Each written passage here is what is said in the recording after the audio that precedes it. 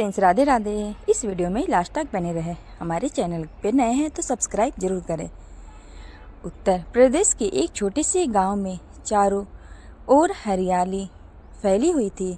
कच्ची पगडंडियां, दूर दूर तक गेहूं के खेत, बीच गांव में एक पुराना बरगद का पेड़ और पास ही बहती शांति नदी, यही उस गांव की पहचान थी।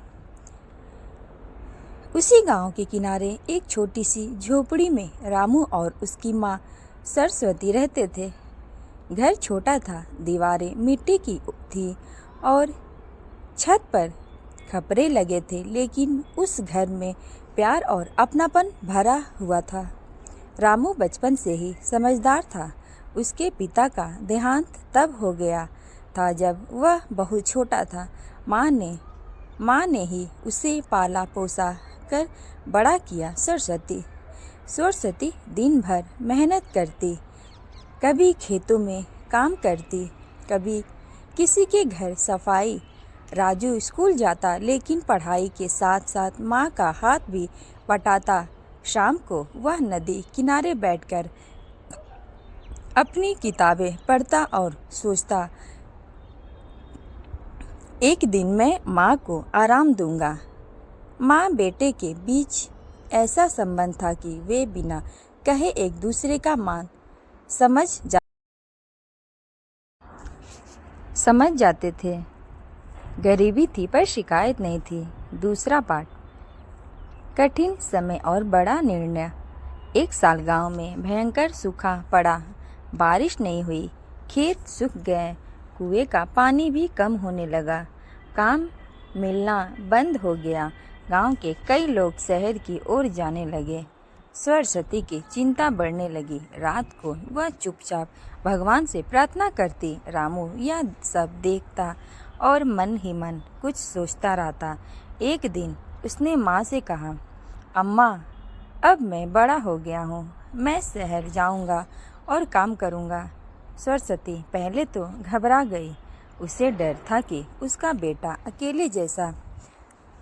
अकेले कैसे रहेगा, लेकिन उसने बेटे की आंखों में आत्मविश्वास देखा।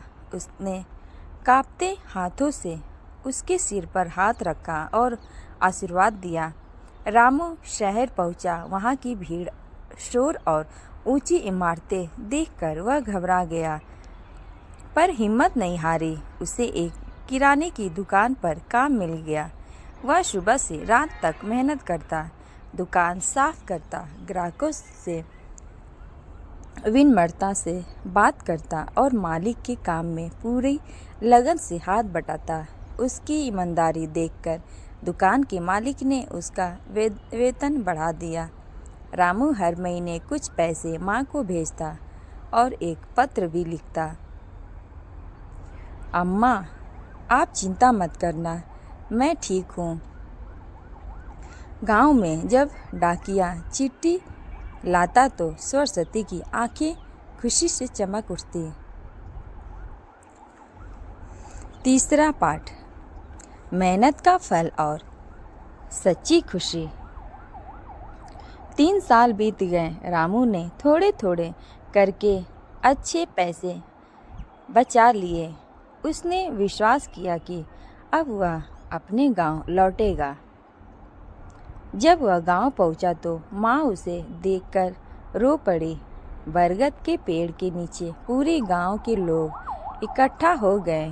सबको उस पर गर्व था। रामू ने गांव में एक छोटी सी किराने की दुकान खोल ली। उसने ईमानदारी और सच्चाई से व्यापार किया। धीरे धीरे उसकी दुकान गांव की सबसे भरोसेमंद दुकान बन गई। उसने अपनी माँ के लिए पक्के घर का निर्णय करवाया। अब सरस्वती को दूसरे के घर काम करने की जरूरत नहीं थी।